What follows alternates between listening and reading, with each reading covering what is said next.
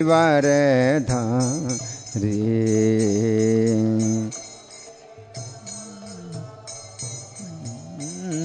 जय गिरिवारधारी जय गोपी जन वल्लभ जय गिरिवारधारी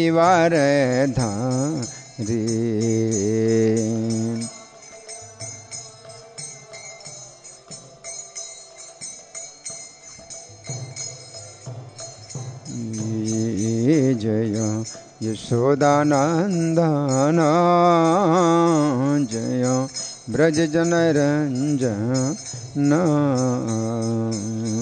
यशोदानंद जय हो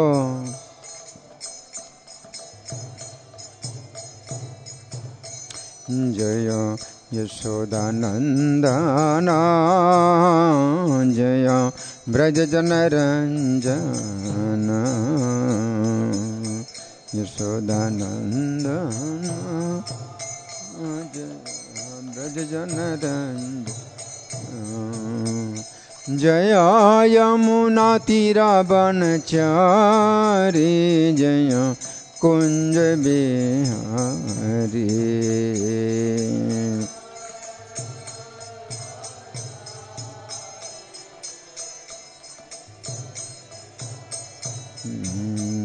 जय यमुना तीरा बनचारी जय कुंज बिहारी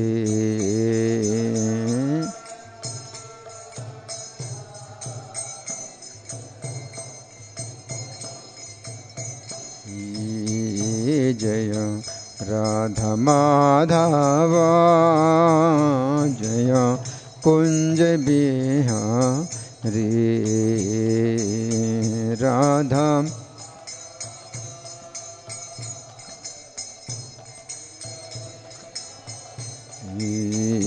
जय राधा माधव जय कुंज बिहारी राधा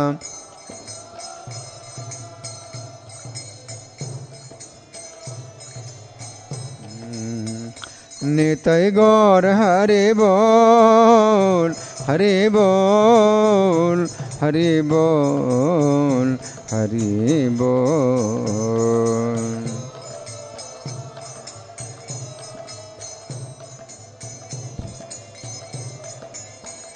जय प्रभुपदा प्रभुपदा प्रभुपदा जय Prabhupada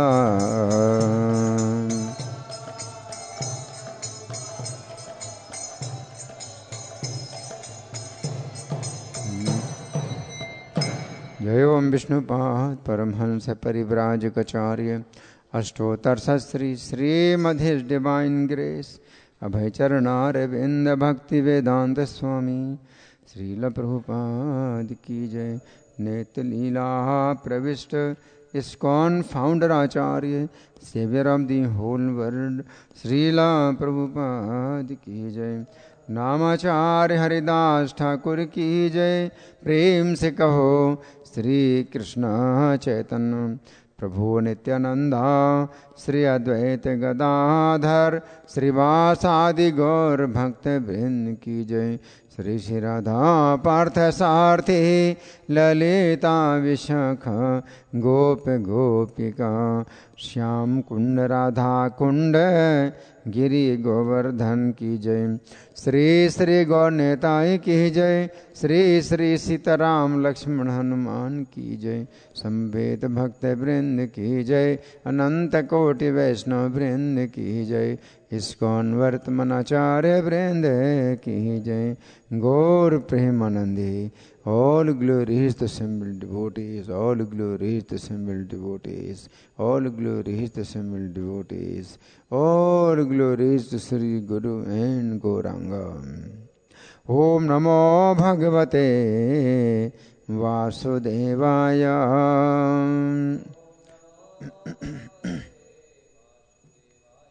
Om Namo Bhagavate Vasudevaya.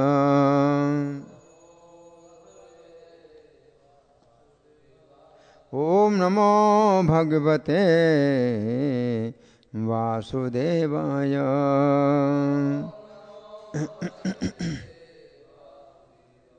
ग्रंथराज Shrimad Bhagavad Gita यथारूप अध्याय 18।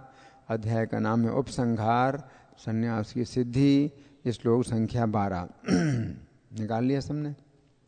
अनिष्टम इष्टम मिश्रम च त्रिविधम कर्मणा फलम भवत्यत्यागिनां प्रेत्य न तो सन्यासिनां क्वचित्। अनिष्टम इष्टम मिश्रम च त्रिविधं कर्मणा फलं भवत्यत्यागिनां प्रेत्य न तो सन्यासिनां क्वचित्। अनिष्टम इष्टम मिश्रम च त्रिविधं कर्मणः फलं भवत्यत्यागिनां प्रेत्य न तो सन्यासिनां क्वचित्। बोलिए।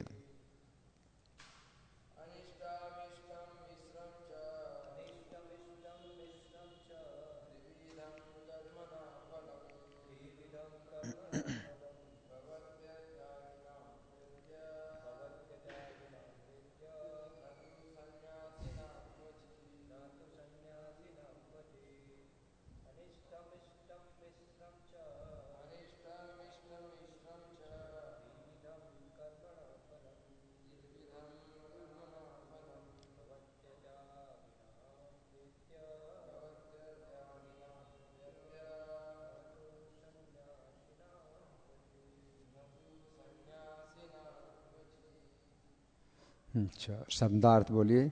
अनिष्टम नरक ले जाने वाले, इष्टम स्वर्ग ले जाने वाले, मिश्रम मिश्रित, च तथा, त्रिविधम तीन प्रकार, कर्मणः कर्म का, फलम फल, भवति होता है, अत्यागिनाम त्याग ना करने वालों को, प्रेत्य मरने के बाद, न नहीं तो लेकिन, सन्यासिनाम सन्यासी के लिए, क्वचित किसी समय, कभी।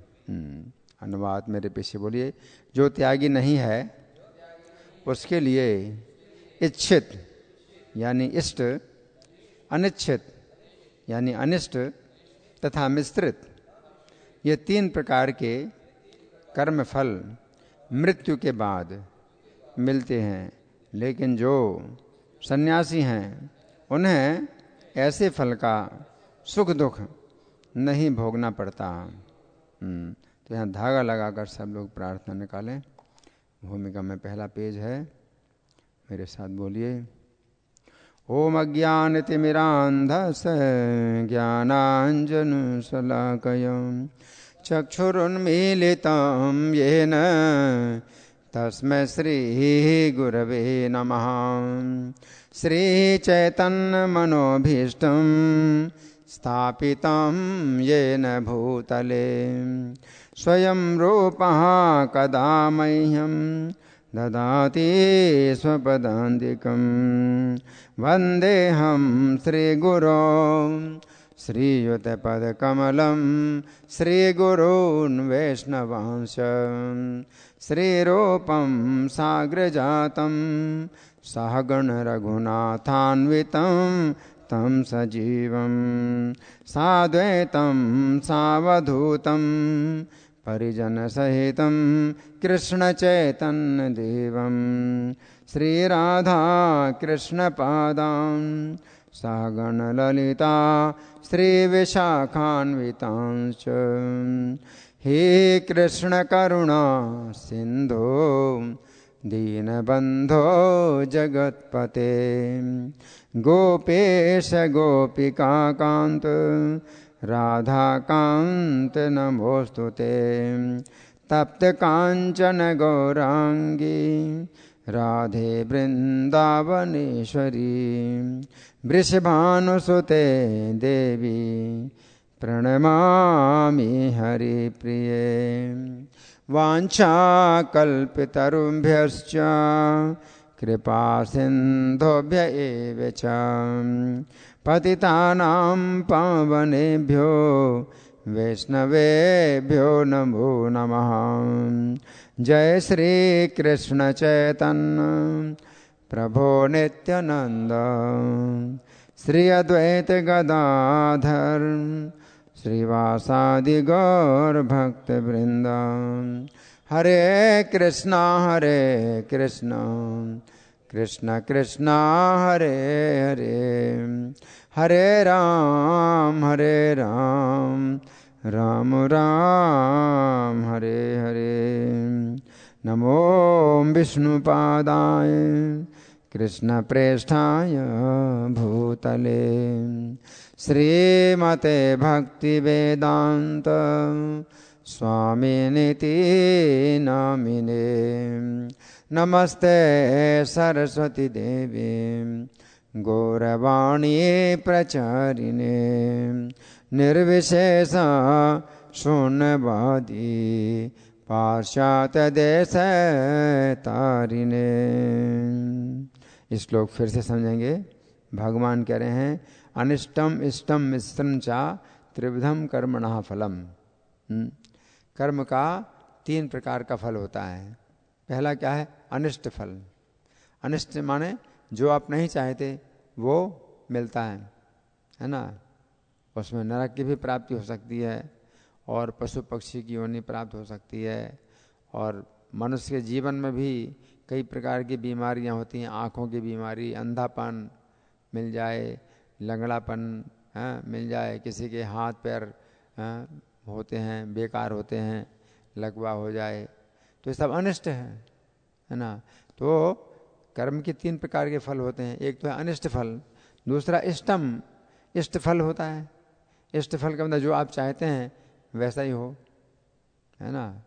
तो सुंदरता है ना, तो हर कोई चाहता है भी सुंदरता हो।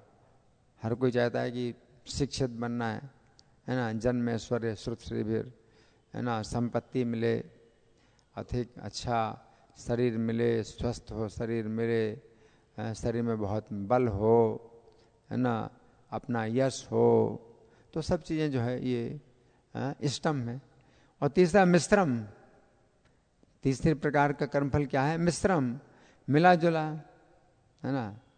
तो मिला जुला फल का मतलब क्या होता है कि आपको जो है कोई ऐसी भी चीज़ मिल जाती है जिससे आपको सुख भी मिलेगा और दुख भी मिलेगा, है ना। तो ऐसे कई चीज़ें होती हैं जिनके कारण आपको बहुत सुख मिलता है, बहुत दुख मिलता है। कोई पुत्र हो, कोई पत्नी हो, तो सुख भी देती है और दुख भी पहुंचाती है, बहुत दुख पहुंचाती है। तो मिश्रित फल है। कुछ ऐसे भी कर्म होते हैं जिनमें जो है आपको सुख और दुख जो है इच्छित और अनिश्चित दोनों फल प्राप्त होते हैं, है ना। भवति त्यागी नाम प्रेत है, लेकिन ये मृत्यु के बाद मिलते हैं, मृत्यु के बाद मिलते हैं। तो इसलिए लोग जो है जो गलत काम करने वाले हैं तो गलत काम करते रहते हैं, क्योंकि उनको कुछ दंड मिलता नहीं इस जीवन में, तो सोचते हैं कि जो हम कर रहे हैं सही कर रहे हैं, है ना।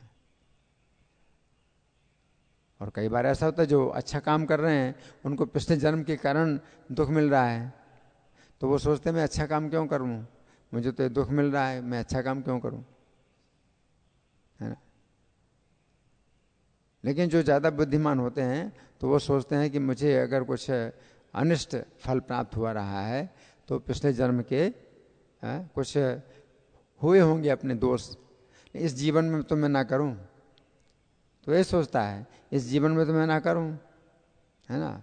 और कोई अच्छा फल मिलता है, सुख मिलता है, तो सोचता है पिछले जीवन में मैंने कुछ किया था, पुण्य कर्म, जिसका ये सुख मिल रहा है, तो इस जीवन में भी मैं करूं, अच्छे कर्म करूं, तो ये बुद्धिमानी होती है ना।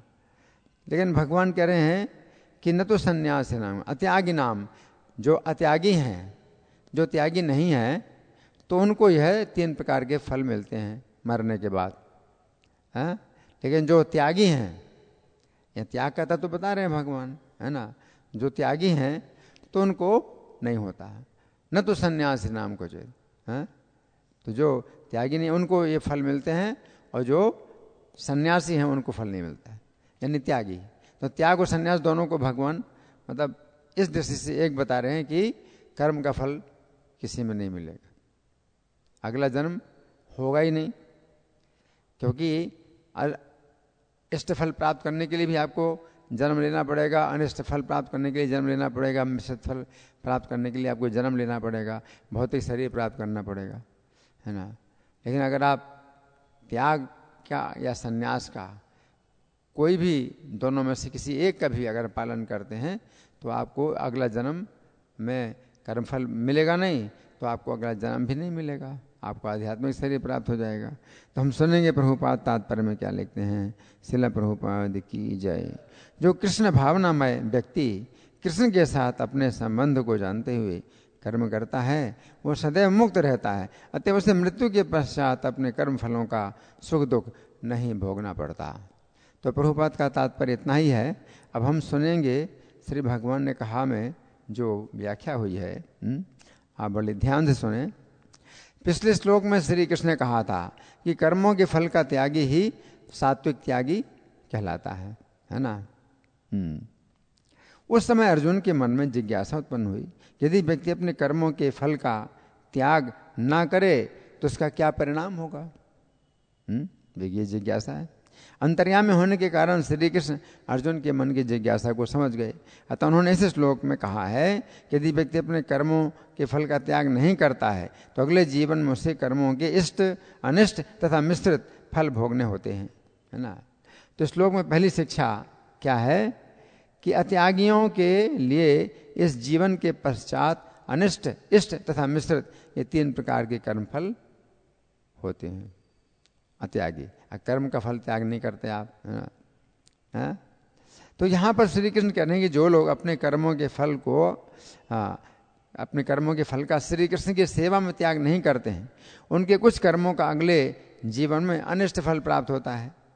भागवत के 10वें स्कंध के अंतर्गत अध्याय संख्या 64 में वर्णन आता है कि राजा नृग प्रतिदिन ब्राह्मणों को अनेक गायों का दान करते थे, परंतु भूल से किसी ब्राह्मण की गाय उनकी गायों में मिल गई, तथा उन्होंने भूल से उस गाय को अपनी समझकर किसी अन्य ब्राह्मण को दे दी।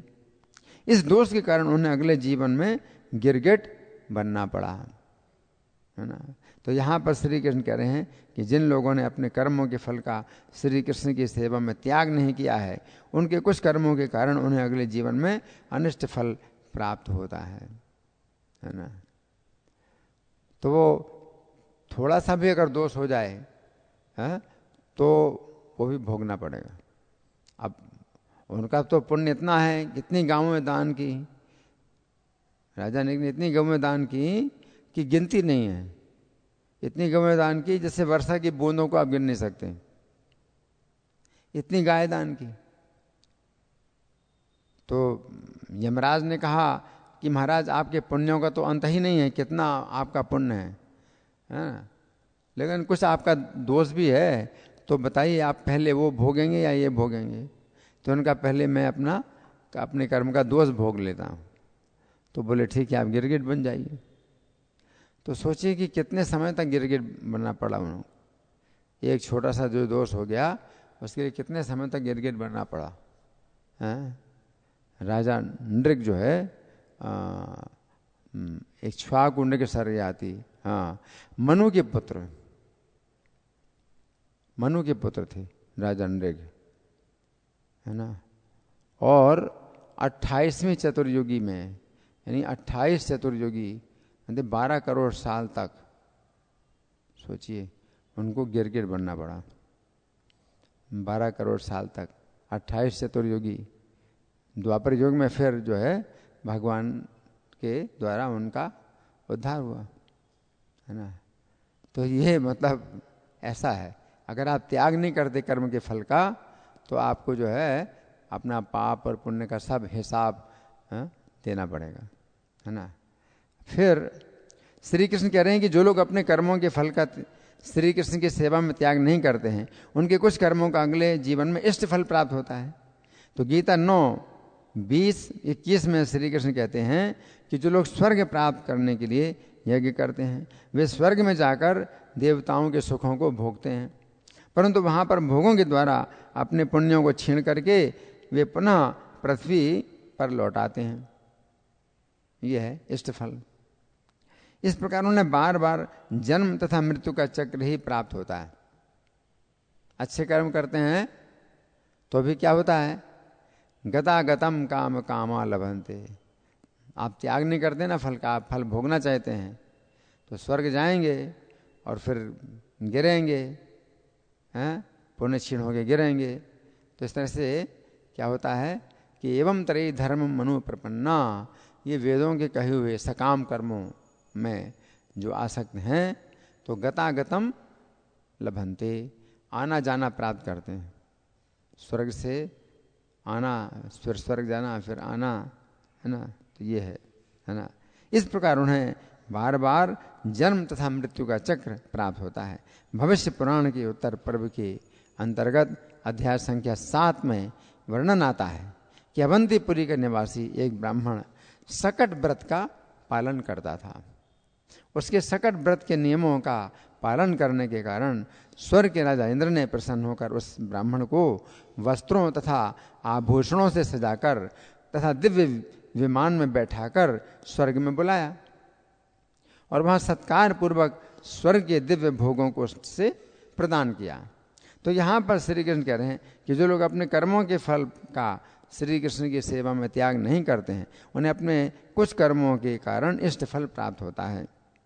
अब यहाँ पर श्री कृष्ण कह रहे हैं कि जो लोग अपने कर्मों के फल का श्री कृष्ण की सेवा में त्याग नहीं करते हैं, उनके कुछ कर्मों का फल अगले जीवन में मिश्रित फल प्राप्त होता है।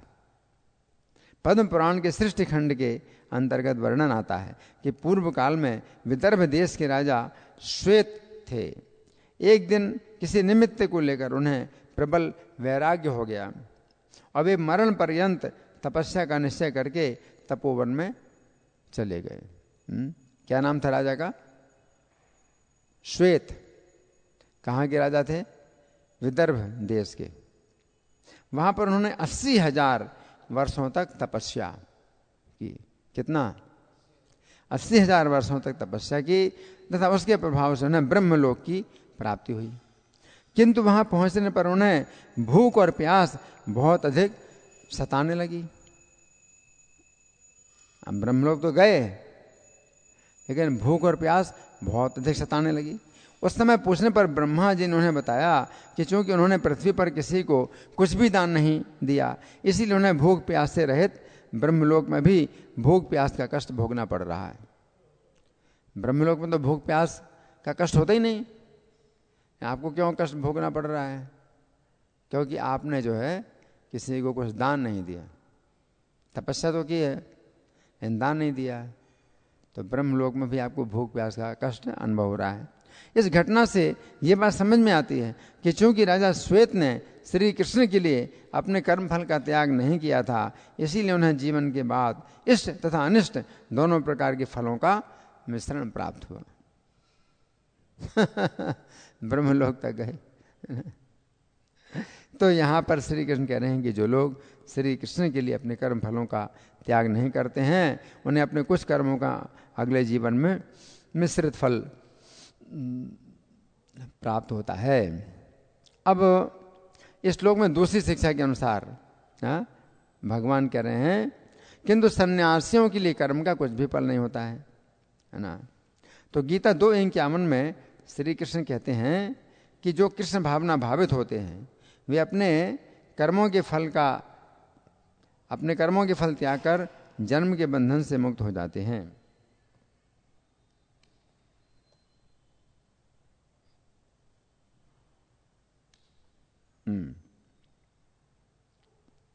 तथा श्री कृष्ण के धाम में चले जाते हैं। उक्त श्लोक के तात्पर्य में श्रीला प्रभुपाद लिखते हैं, अज्ञानवश व्यक्ति ये नहीं समझ पाता है कि भौतिक जगत ऐसा दुखमय स्थान है जहाँ पद पद पर संकट है।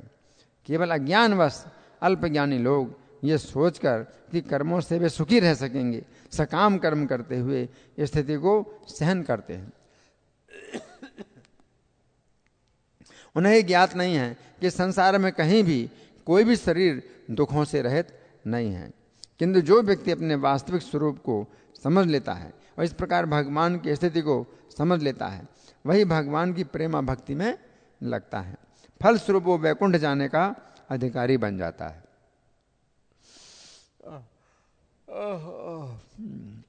जहां ना तो भौतिक कष्ट में जीवन है, ना ही काल का प्रभाव तथा मृत्यु है। तो यहाँ पर श्री कृष्ण कह रहे हैं कि सन्यासियों के लिए अगले जीवन में कर्म का कुछ भी फल नहीं होता है। अब यहाँ पर प्रश्न उठता है कि श्री कृष्ण तो इस समय त्याग की विधि का वर्णन कर रहे हैं, वे तो सन्यास की विधि का वर्णन इस श्लोक संख्या 49 से प्रारंभ करेंगे। फिर यहाँ पर श्री कृष्ण सन्यासियों की बात क्यों कर रहे हैं? इस प्रश्न के उत्तर में हमें विचार करना चाहिए कि यहाँ पर श्री कृष्ण त्यागियों के लिए ही सन्यासियों के शब्द का प्रयोग कर रहे हैं। इससे पहली शिक्षा में श्री कृष्ण ने अत्यागियों की बात कही थी कि अत्यागियों के अगले जीवन में 3 प्रकार के कर्म फल होते हैं, तथा अब इस शिक्षा में श्री कृष्ण तू अर्थात किंतु शब्द का प्रयोग करके अत्यागियों से विपरीत अर्थात त्यागियों की बात कर रहे हैं, है ना। अत्यागियों कहाँ है? तो यहाँ पर श्री कृष्ण कह रहे हैं कि जो सात्विक त्यागी होते हैं उन्हें अगले जीवन में कर्म का कुछ भी फल नहीं होता है।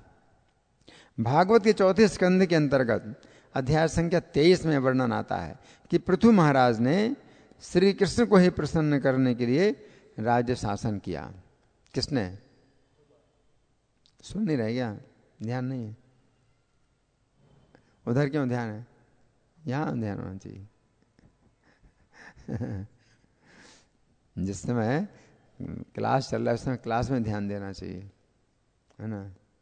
किसने? पृथु महाराज ने क्या किया?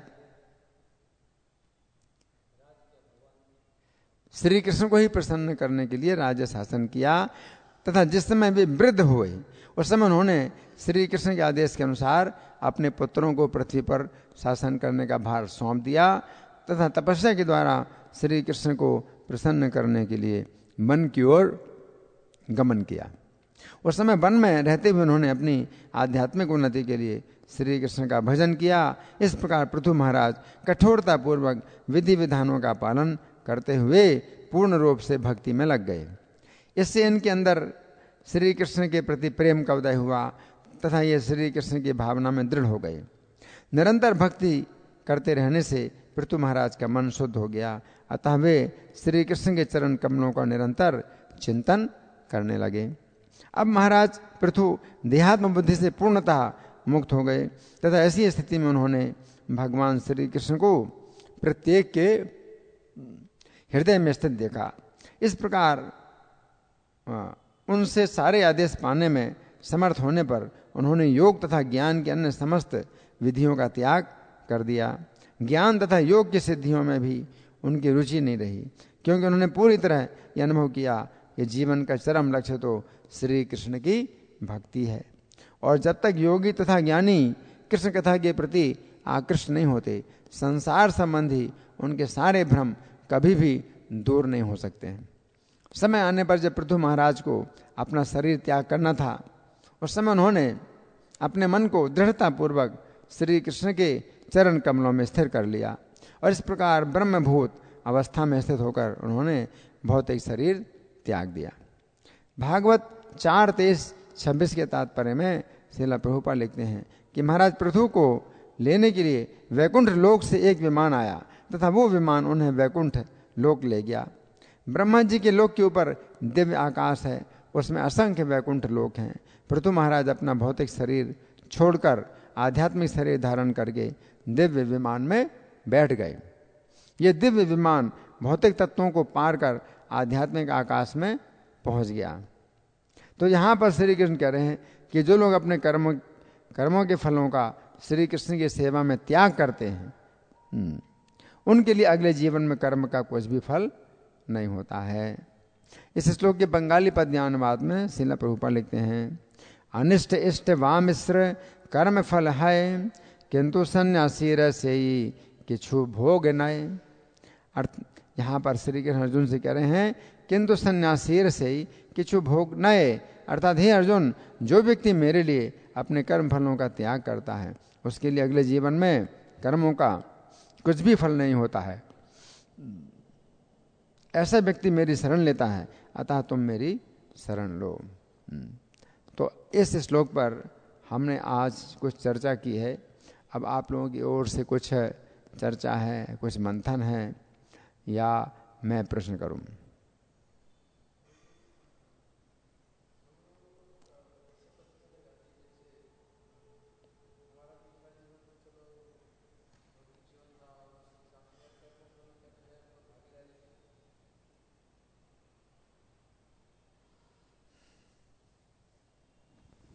हमारा जो है पूर्व जीवन जो है भौतिक जीवन था भक्ति में आने से पहले, तो उसका तो हमें फल मिलेगा, या फिर हो सकता है भक्ति के माध्यम से वो धीरे धीरे कटेगा।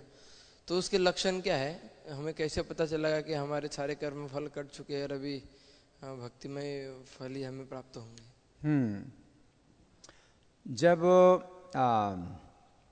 हमारी जो इच्छा है, इहा यश हरेर दास से कर्मणाम मनसा गिरा, रूप गोस्वामी कहते हैं, इहा यश हरेर दास से कर्मणाम मनसा गिरा, कि जब हमारी भगवान की सेवा में जो है शरीर से, मन से और वाणी से मतलब इच्छा हो जाए,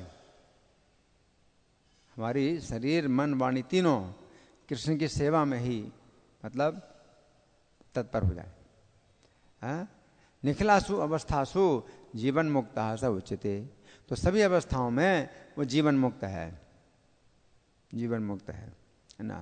ब्रह्म संहिता में कृष्ण कहते हैं, यस्तुन्द्र गोप मथवेंद्र महोसु कर्म बंधानुरूप फल भाजन मातनोतु कर्माणि निर्धारित किंतु च भक्ति भाजाम गोविंद मादि पुरुषम तम हम भजामि।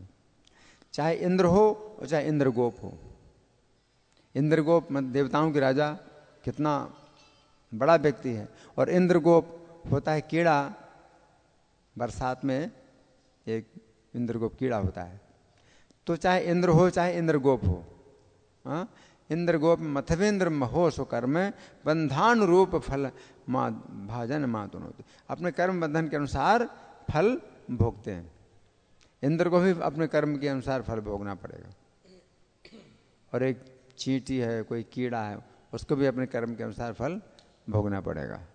कर्माण निर्धाति किंतु च भक्ति भाजाम, परंतु जो अपने भक्ति भाजा है, भाजन भक्ति भाजन है, उनके कर्मों को जला डालते हैं।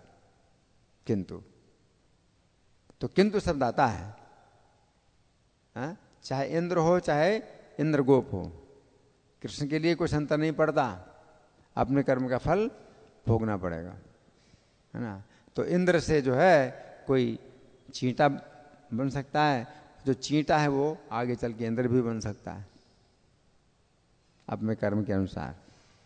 कर्माण निर्धाति किंतु जब भक्ति भाजाम, लेकिन अपने भक्ति भाजनों के जो है कर्मों को भगवान जला डालते हैं। गोविंद मादि पुरुषम तम अहम भजामी, तो ऐसे आदि पुरुष गोविंद का मैं भजन करता हूँ, है ना। तो दिन रात अगर कृष्ण की भक्ति करें, तो प्रभुपाद ने इस प्रकार का कार्यक्रम दिया है कि जो है वो श्लोक का तात्पर्य था परसों का, हाँ परसों जो श्लोक लिया था महाराज ने, तो उसमें प्रभुपाद ये कह रहे हैं कि हमने जो है ये संघ इस तरह से बनाया है कि हाँ आपको रहने के लिए निःशुल्क रहने की सुविधा है, खाने पीने की सुविधा सब कुछ है, बस केवल भक्ति करो। कितना मतलब बड़ा अवसर, अगर सब अवसर का लाभ उठाएं तो आप जो है भगवान के धाम चले जाएंगे। कितनी बड़ी मतलब सुविधा है ना। आपको कुछ भी चिंता करने की जरूरत नहीं है कि किस चीज़ का क्या भाव है, ना आपको आटा का भाव पता है, ना आलू का भाव, ना टमाटर का भाव, और सब कुछ मिलता है ना। और बहुत स्वादिष्ट प्रसाद मिलता है ना। लेकिन अगर आप इसका लाभ नहीं उठाते हैं तो फिर जो है आपका जो है बड़ा दोष बनता है, फिर कर्म बंधन होगा, है ना। इसका लाभ उठाइए, है ना।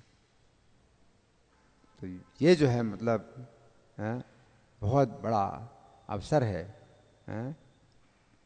प्रभुपाद के बारे में ये कहा गया कि ये बालक, जब प्रभुपाद का जन्म हुआ था जन्म कुंडली में, ये बालक एक ऐसा घर बनाएगा जैसे पूरी दुनिया रह सकती, पूरी दुनिया रह सकती, लेकिन शर्त है ना कि हमारी तरह रहना। तो ये जो है मतलब कृष्ण जो है कहते हैं सर्वधर्मान परित्यज्य माम एकम शरणम व्रज अहम त्वाम सर्व पापेभ्यो मोक्षयिष्यामि मा शुचः, मैं तुम्हें सब पापों से मुक्त कर दूंगा। तो यहाँ पाप का मतलब पुण्य भी जो है एक प्रकार से पाप ही है, क्योंकि आपको शरीर, भौतिक शरीर मिल रहा है। अगर भौतिक शरीर मिल रहा है पुण्यों के द्वारा तो वो भी एक प्रकार से पाप ही है?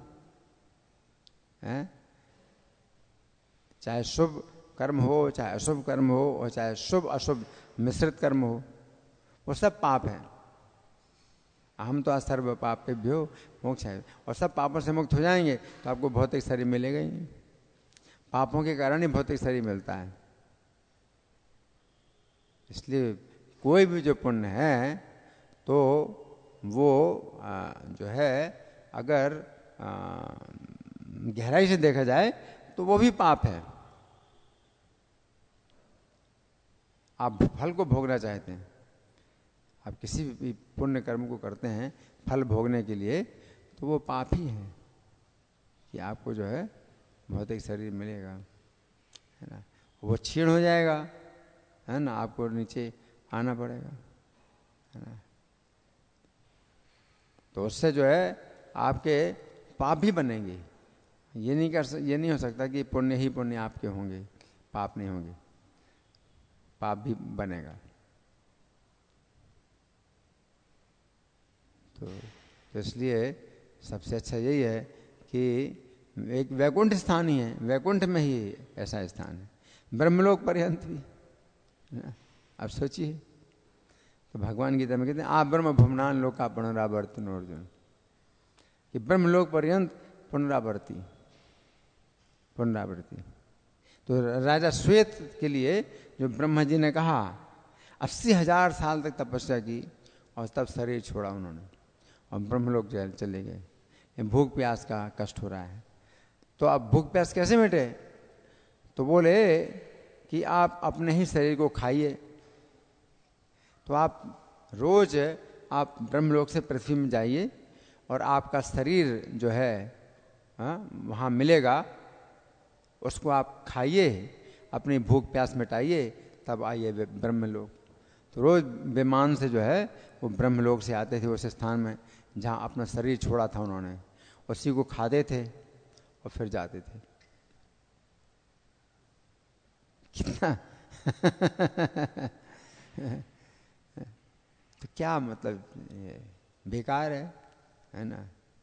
इसी प्रकार से इंद्र से कोई व्यक्ति चींटा भी बनता है। तो एक बार इंद्र को जो है मतलब ऐसा लगा कि भाई मैं देवताओं का राजा इंद्र हूँ, तो मुझे अपना भवन बहुत बढ़िया बनाना चाहिए। तो विश्वकर्मा को बुलाया, विश्वकर्मा से जो है भवन बनवा रहे हैं, ये बनाओ वो बनाओ वो बनाओ। विश्वकर्मा को समय अब बिल्कुल छुट्टी नहीं मिल रही। तो विश्वकर्मा बड़े परेशान हो गए कि मुझे छुट्टी नहीं दे रहे हैं बिल्कुल, अभी ऐसा बनो, अभी ये करो, अभी वो करो, वो करो, भवन बनवाने में लगे हुए हैं। तो विश्वकर्मा ने भगवान की शरण ली कि भगवान अब आप ही जो है मेरी रक्षा करो, इन्होंने तो मुझे अपने ऐसे काम में लगा लिया है कि मुझे अब जो है बिल्कुल छुट्टी नहीं मिल रही।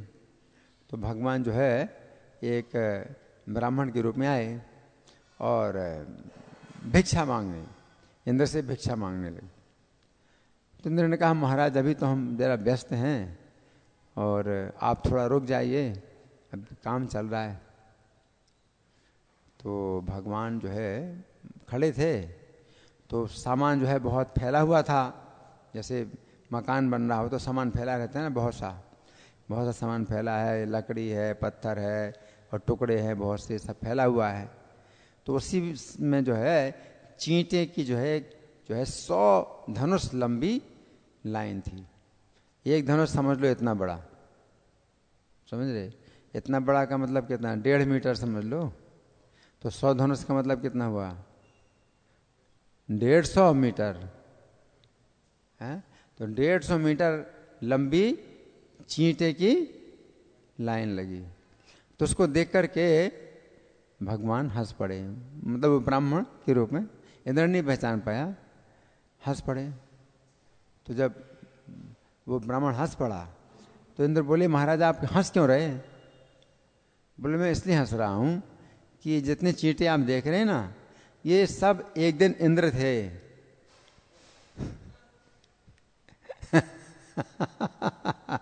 अभी तुम अपने को इंद्र समझ रहे हो और इतना बड़ा भवन बनवा रहे कि भाई मैं तो इंद्र हूं, अब तो जो है मतलब मुझे अच्छा भवन चाहिए, अच्छा भवन चाहिए।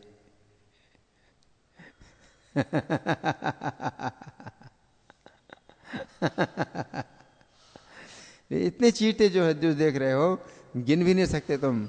150 मीटर की लंबाई में कितने चींटे होंगे? वो कह रहे हैं सब इंद्र बन चुके हैं एक बार।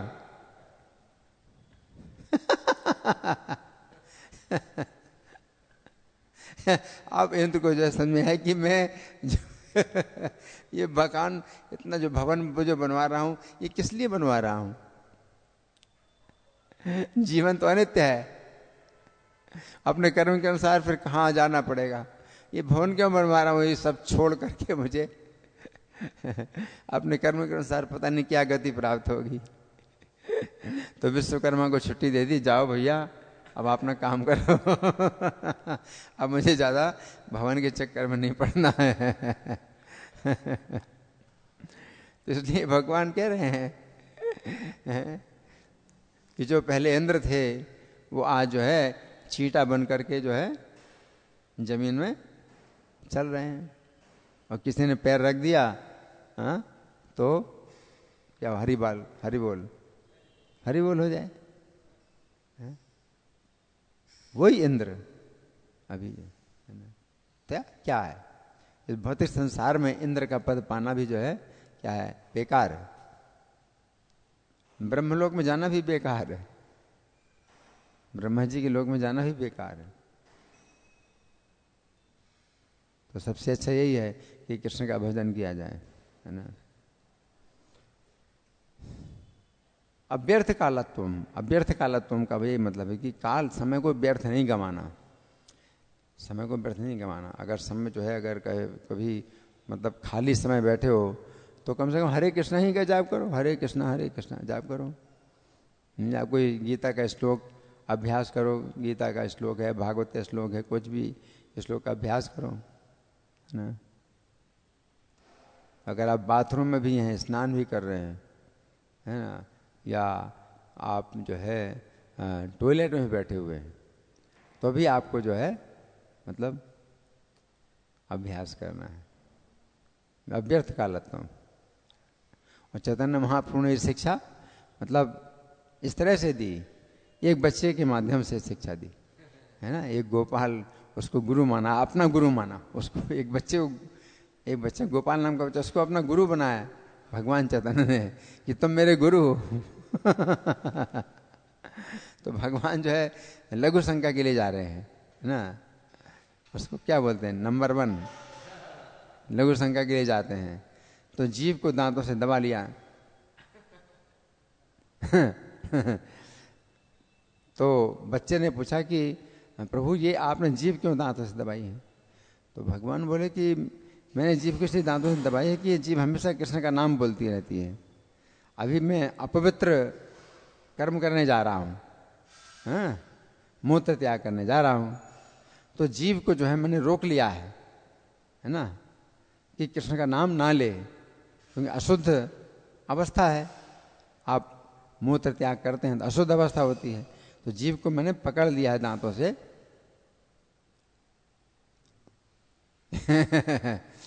तो उसने कहा कि प्रभु अगर ऐसे में किसी का शरीर छूट जाए तो फिर क्या होगा? तो बोले हाँ ये तो तुमने ठीक कहा, तुम मेरे गुरु हो। तो गोपाल गुरु, छोटे से बच्चे को अपना गुरु बनाया है भगवान ने। तो भगवान है ना शिक्षा दे रहे हैं। ये समय जो है व्यर्थ नहीं जाना चाहिए, है ना। तो ये जो है मतलब एक जो है बहुत बड़ा अवसर है कि आप नाम हर समय ले सकते हैं, अशुद्ध अवस्था में भी नाम ले सकते हैं। गीता के श्लोक कभी पाठ कर सकते हैं, लेकिन वेद मंत्र हैं, यज्ञ हैं, ये नहीं ऐसे कर सकते। गायत्री ये नहीं कर सकते, है ना। लेकिन जो नाम है, अपवित्रः पवित्रो वा सर्वावस्थां गतोऽपि वा यह स्मृत पुंडरीकाक्षं समाभयाभ्यंतरः शुचि। अशुद्ध हो या अशुद्ध हो, सभी अवस्थाओं में जो भगवान का स्मरण करे वो बाहर से अंदर से पवित्र है।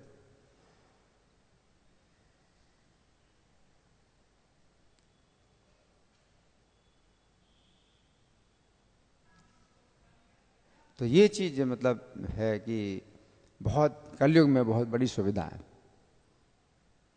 इसलिए भगवान जो है कलयुग को भी जो है सम्मान देते हैं। तो कलयुग में तो देखो ना कितना दोष है, कितना दोष है ना, और कितने जो है बाधाएं हैं। क्या बताया गया है कि मंदा सुमंद मतया प्रायेणाल्पायुषा सभ्य कलावस्मिन् युगे जना, कि थोड़ी आयु रहती कलयुग में। प्रायण अल्पायुषा सभ्य, थोड़ी आयु वाले ही होते हैं, ज्यादातर लोग कम आयु वाले होते हैं।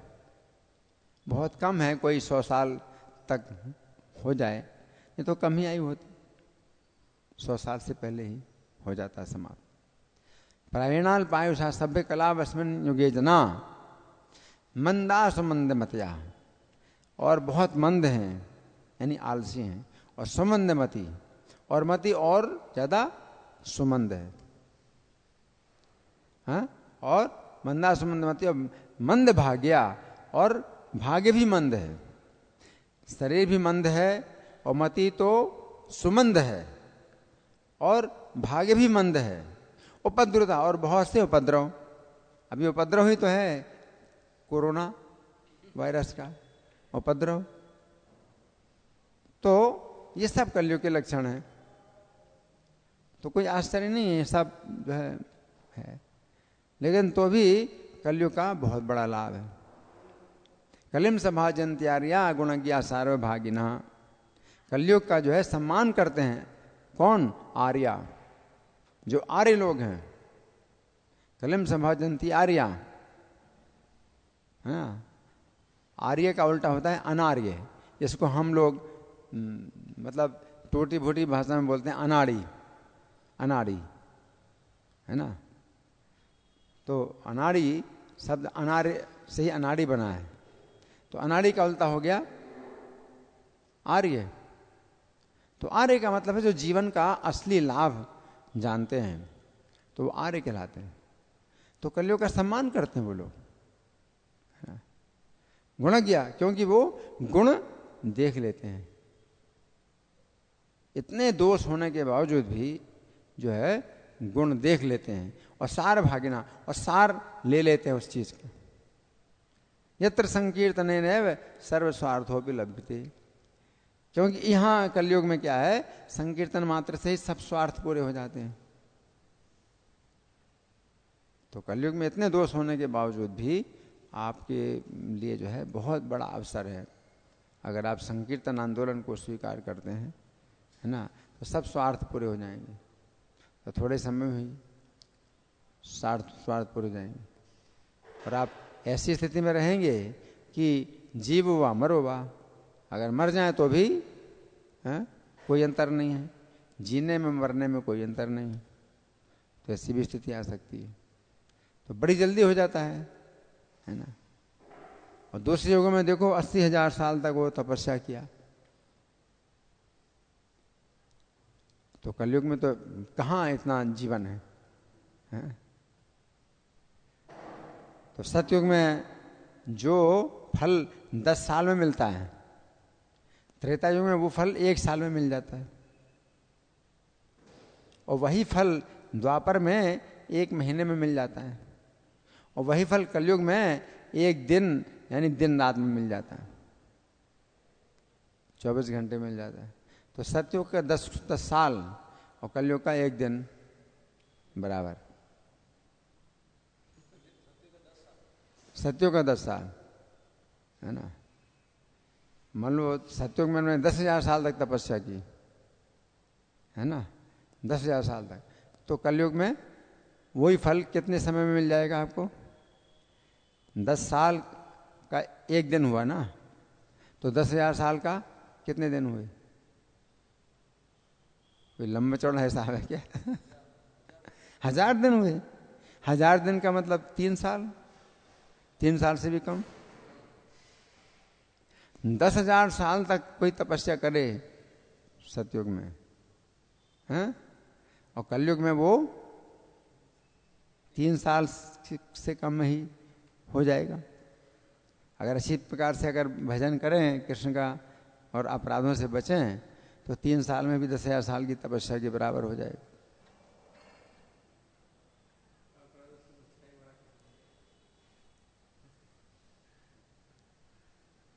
लेकिन अपराध जो है हम लोग बोलते हैं रोज, अगर रोज बोले अपराध है ना, तो 10 अपराध आप बोल सकते हैं। आप अपने पास लिख करके रखो, और 1 मिनट 2 मिनट लगेगा 10 अपराध बोलने में, 1 मिनट 2 मिनट तो लगेगा। जैसे हम डेली बोलते हैं, माइक पर बोलते हैं है ना, तो आप नहीं आए किसी कारण से, यहाँ पर नहीं हो पाया, तो किसी भी समय आप उसको कागज़ से पढ़ के लो, या वैसे भी आपको याद हैं तो आप वैसे भी बोल सकते हैं 10 अपराध। इतना सरल 10 अपराध आप बोलेंगे तो आपके अंदर भावना आएगी भी कि भाई मैं क्यों बोल रहा हूँ 10 अपराध, कुछ है इसमें कुछ अर्थ होगा ना इसका, कुछ 10 अपराध क्यों बोल रहे हैं, कुछ अर्थ तो है। हमें बचना चाहिए 10 अपराधों से है ना। तो हम नाम प्रभु से ही प्रार्थना करें, मुझे अपने अपराधों से बचाइए। तो नाम प्रभु जो है वो चैतन्य रस विग्रह है, नाम जो है चैतन्य रस विग्रह है। हम अगर नाम से प्रार्थना करें तो नाम हमारी प्रार्थना सुनते हैं, नाम प्रभु हमारी प्रार्थना सुनते हैं। अगर हम प्रार्थना उनसे कहें कि अपने 10 अपराधों से मुझे बचा लो, तो हमारी रक्षा करेंगे वो, 10 अपराधों से हमारी रक्षा करेंगे। अब 10 अपराध ऐसे भी हैं कि जो हमें ना भी पता हो तो भी हो जाता है, और नाम प्रभु जो है उसको मान लेते हैं। कोई जरूरी नहीं कि आपको पता हो, और फल नहीं मिलेगा आपको नाम का। लेकिन अगर आप प्रार्थना करें कि मेरे अपराधों को आप ना मानें, तो अपराध होते हुए नाम प्रभु अगर चाहें तो आप के अपराध ना लें, ये भी हो सकता है। मान लो आपके साथ मेरे बहुत अच्छे संबंध हैं, तो कुछ अपराध अगर आप कर देते हैं तो मैं उसको ऐसा ही नगण्य कर लेता हूँ कि कोई बात नहीं है ना। तो अगर हम नाम प्रभु से प्रार्थना करें कि मेरे अपराध हो ही नहीं, या तो मेरे अपराध आप मतलब होने ही ना दो, और या अगर होते हैं तो आप ना लो अपराधों को, तो दोनों बातों में वो कर सकते हैं, दोनों बातें कर सकते हैं। अगर अपराध होता है हमारा तो उसको भी जो है वो ना लें वो भी सकता है, या अपराध होने ही नहीं देंगे है ना। तो हम अगर प्रार्थना करें तो जो है अपराधों से अगर बच गए तो नाम की पूरी शक्ति मिलती है। अपराधी जो है पानी का काम करते हैं, नाम जो है अग्नि के समान है, जो हमारे पापों को भस्म करता है, हमारे संकट को दूर करता है, अग्नि के समान है ना, कर्मों को जला देगा, अग्नि के समान है। लेकिन अपराध जो है पानी के समान है, और पानी क्या है, नाम की अग्नि में वो जो है बाधा डालता है, बुझा देता है, नाम की शक्ति खत्म करता है अपराध। तो अगर अपराधों से बच गए आप, इसके अंदर आप पानी नहीं डाल रहे हैं, तो वो जो नाम की अग्नि है ये आपके पाप के ईंधन को खत्म कर देगी, आपके कर्म बंधन को जला डालेगा। है ना। तो पानी मत डालो उसमें, है ना। तो नाम प्रभु जो है अगर चाहें तो हमें अपराधों से बचा सकते हैं। तो 10 अपराध ही, मतलब कई लोग बोलने के लिए तैयार नहीं, हम लोग 10 अपराध बोलते हैं तो चले जाते हैं। उनके पास इतना भी टाइम नहीं है 10 अपराध बोले।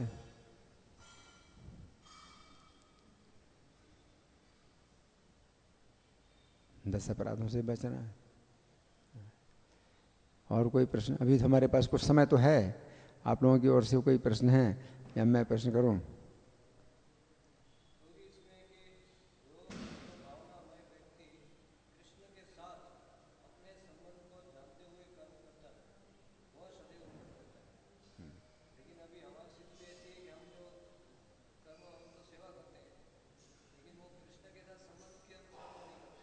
हाँ, ये सब अच्छा प्रश्न है ये। तो प्रभुपाद ये बता रहे हैं, ये तो मतलब आदर्श स्थिति है। लेकिन अगर हम इतनी हमारी शुद्ध चेतना नहीं भी है, तो भी अगर हम विधि का पालन कर रहे हैं, अगर आप उस विधि में जो है अगर आप लगे हुए हैं, है ना, तो ये भी रक्षा कर देगी। स्वल्पमप्यस्य धर्मस्य त्रायते महतो भयात्। इसका थोड़ा सा भी अगर पालन अच्छी प्रकार से करें तो महान भय से रक्षा कर देगा, है ना। तो जैसे अजामिल था, तो अजामिल जो है मतलब बहुत पापी था, लेकिन उससे अपराध नहीं हुआ, नाम का अपराध नहीं हुआ। और जब नरक जाने वाला था तो उसने अपने पुत्र को नारायण पुकारा, है ना। तो पहली बात तो है कि उसके नरक में जाने से रक्षा हो गई, है ना। और फिर उसकी चेतना भी शुद्ध हो गई, फिर उसने पाप कर्म छोड़ दिए, फिर शुद्ध भजन में लग गया, है ना, शुद्ध भजन में लग गया, है ना। तो शुद्ध भजन का मतलब ये भी होता है कि विधि का अगर आप पालन कर रहे हैं, विधि का पालन कर रहे हैं, है ना। विधि का मतलब ये है अगर आप हरे कृष्ण का भी जाप कर रहे हैं और ये शब्द ही केवल सुन रहे हैं तो शुद्ध नाम नहीं है, नामाभास है, तो ये भी पापों को नष्ट कर देगा। नाम का जो आभास है ये भी जो है पाप को उसी प्रकार नष्ट कर देता है। ये सूर्य का आभास, अगर सूर्य का उदय नहीं भी हुआ है तो सूर्य का जो आभास है वो भी अंधकार को दूर कर देता है। सूर्य का उदय जब होता है तो प्रकाश तो फिर कुछ अलग ही है प्रकाश, लेकिन जब सूर्य का उदय नहीं हुआ तो भी प्रकाश होता है और अंधकार दूर हो जाता है। तो इसी प्रकार से नाम का उदय नहीं हुआ, आप कृष्ण के संबंध को नहीं जानते हैं, लेकिन तो भी आप नाम अगर कर रहे हैं तो नाम का आभास भी जो है आपके पापों को दूर कर देता है, आपके संकट को दूर कर देता है। जैसे अजामिल था तो उसने अपने पुत्र को नारायण नाम बोला तो नामाभास था, वो नाम शुद्ध नाम नहीं था। तो नाम के आभास से भी जो है उसकी रक्षा हो गई संकट से। तो भगवान स्वयं तो नहीं आए, शुद्ध नाम थोड़ी था, शुद्ध नाम में तो भगवान स्वयं आएंगे, शुद्ध नाम नहीं था, लेकिन भगवान के दूत आ गए और रक्षा हो गई उसकी। और उसको जो है इतनी शुद्धि हुई उसकी कि वो जो है पश्चाताप करने लगा कि मैं तो बहुत पापी हूँ, मैंने तो बहुत पाप किए, और अब निश्चय कर लिया कि अब मुझे शुद्ध भजन करना है, तो शुद्ध भजन में लग गया, सबका पाप कर्म छोड़ दिए। तो नामाभास में भी जो है बड़ी शक्ति है। ये नाम अपराध जो है वो जो है रात्रि के समान है। ये सूर्य का आभास भी नहीं होता है तो अंधेरा अंधेरा अंधेरा है। तो नाम आभास जो है ये सूर्य अस्त के समान, नाम का जो है अपराध हो रहा है तो नाम का जो है कुछ भी फल नहीं मिलता है, यानी अंधकार ही अंधकार है। सूर्य का अस्त हो गया तो अंधकार ही अंधकार है। लेकिन अगर अपराधों से बच गए तो नामाभास तो सूर्य के आभास की तरह वो प्रकाश मतलब पैदा कर ही देगा, उतना नहीं लेकिन अंधकार तो दूर हो जाएगा। तो उसमें भी बड़ी रक्षा होती है आपकी अंधकार में। तो वो जो है अपराधों से बचे अगर तो बहुत बड़ी रक्षा हो जाती है ना। भगवान स्वयं नहीं रक्षा करेंगे तो भी रक्षा करा देंगे, है ना। तो गीता में तो भगवान कहते हैं अनन्यास चिंतयन्तु माम ये जना परिपास्ते। तो योगक्षेम वहाँ हम योगक्षेम में स्वयं वहन करता हूँ, मेरा अनन्य चिंतन करते हैं, मेरा ही अनन्य चिंतन करते हैं, तो वो तो अलग चीज़ है शुद्ध भक्ति। लेकिन जो कृष्ण का जो है नाम लेते हैं तो वो कृष्ण का तो चिंतन नहीं कर रहे हैं, लेकिन वो आभास तो है ना, कृष्ण के चिंतन का आभास तो कर रहे हैं। तो उस आभास के द्वारा भी कृष्ण रक्षा करा देंगे। वहाँ में तो नहीं होते, योगक्षेम वहन तो नहीं करेंगे कृष्ण, लेकिन करा देंगे। तो कृष्ण करा देते हैं, वहन नहीं करेंगे, स्वयं नहीं रक्षा करें। द्रौपदी ने पुकारा था कृष्ण को तो शुद्ध नाम था, तो कृष्ण स्वयं ही वस्त्र बन गए द्रौपदी के। तो ये तो जो है ना सूक्ष्म अंतर है, हर कोई थोड़ी समझता है। लेकिन संकट से रक्षा द्रौपदी की भी हुई और अजामिल की भी हुई, क्या अंतर है। लेकिन शुद्ध नाम में जो है कि स्वयं कृष्ण आए हैं और द्रौपदी के वस्त्र बन गए, और अजामिल की रक्षा हुई तो स्वयं कृष्ण नहीं आए, उनके विष्णुदूत आए, उन्होंने यमदूतों को डांटा और उनको जो है नहीं ले जाने दिया, ये नरक में जाने योग्य नहीं है, तुम लोग नहीं इसको नरक में ले जा सकते। तो इस तरह से अंतर नहीं है। धन्यवाद। ग्रंथराज श्रीमद् भगवद गीता की जय, शिला प्रभुपाद की जय, राधा पार्थसारथी ललिता विशाखा गौर निताई, सीताराम लक्ष्मण हनुमान की जय हो।